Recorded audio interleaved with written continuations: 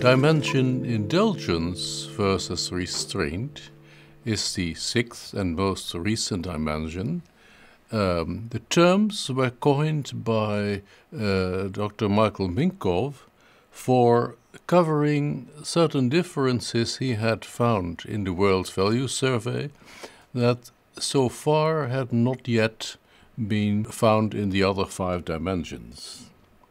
And it is mainly related to feelings of subjective happiness or unhappiness and the control of the people's own life or the opposite.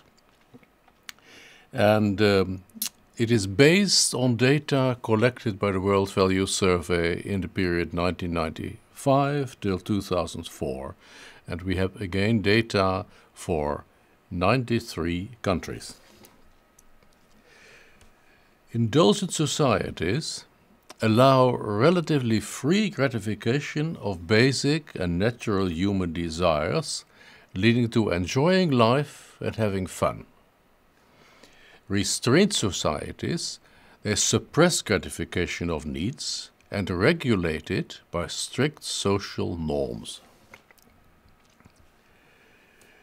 If I oppose a number of characteristics of indulgent societies to restraint societies, taking into account that most societies are somewhere in between those extremes, then I see that on the indulgent side, people tend to feel healthier and happier, and on the restraint side they feel less happy and less healthy, although objectively they may be equally healthy. In the indulgent societies, people have a perception of personal life control. They are masters about their own life. In the restraint societies, people tend to feel that what happens to them is not their own doing. It depends on other factors. Indulgent societies have a leisure ethic, you could say, and restraint societies have a work ethic.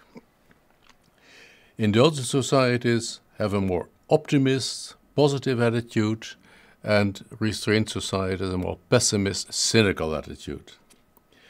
Indulgent societies have more extroverted personalities, and restraint societies have more introverted personalities. In indulgent societies, having friends is very important. In restraint societies, having friends is less important. This is evident in something like Facebook. In indulgent societies, people participate actively in sports. In restraint societies, there is less sports participation. Sports are things you watch, you see others do, but you don't do it yourself. Indulgent societies have less moral discipline. Restraint societies have stricter moral disciplines. And this also applies to sexual mores, which are looser on the indulgent side and more strict on the restraint side. How do we measure a society's level of indulgence versus restraint? There is no absolute standard, again, so we can only compare one society to another as the difference between societies. And this difference is expressed in an index, the Indulgence versus Restraint Index, and the abbreviation is IVR.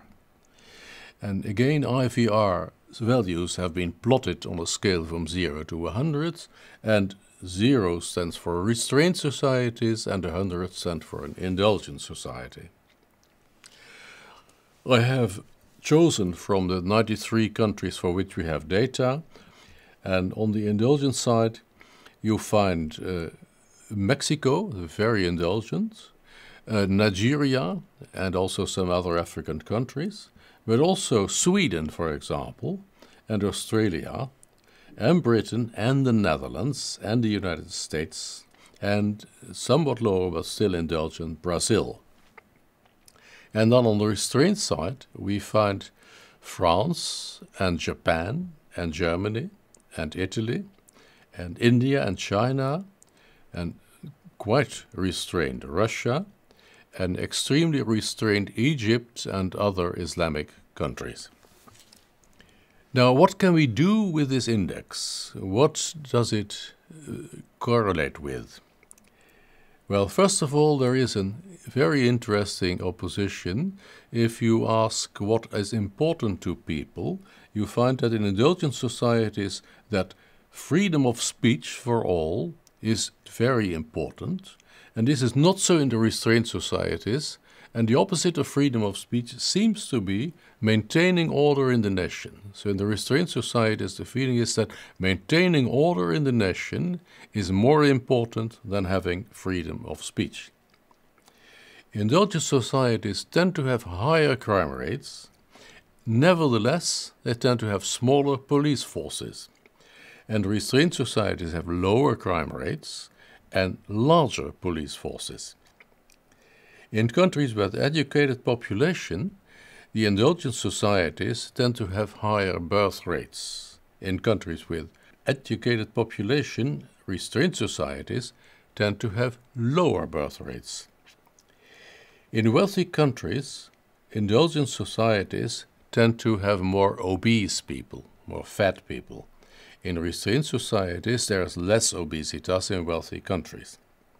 And finally, in indulgent societies, there is higher approval of foreign music and films, and in restrained societies, there is lower approval of foreignness in music and in films. The combination of the two dimensions which we derive from the World Values Survey, long versus short-term orientation, and indulgence versus restraint, leads to an interesting division of areas in the world. We find that on the indulgent plus short-term side, we have some African countries, not all. Nigeria and South Africa are there, and all the countries of South America and of North America, and Australia. On the restrained and short-term side, we find a few countries like Poland and Portugal, some African countries like Zimbabwe and Burkina Faso, and finally all Islamic countries. On the restrained and long-term side, we find the East Asian countries Japan, India and China. We find the countries of Eastern Europe and also Italy and Germany. And on the indulgence and long-term side, we find the other German-speaking countries, Austria and Switzerland. We find the Netherlands and Belgium, but we also find Sweden and Britain. They reflect values clearly that were transferred from parents to children, values that change difficultly in later life. Now, there was a research project by Professor Beugelsdijk from Groningen, who compared answers of two successive age cohorts 30 years apart. And in this research, there is a clear effect on indulgence. It means that over the 30 years, the level of indulgence in the world has grown. So societies have become more indulgent and the number of restrained societies has diminished. But the position of countries relative to each other has remained the same. So if they have shifted, they shifted together, and this is what the scores are based on. So the scores again of this dimension can be assumed to be stable over time.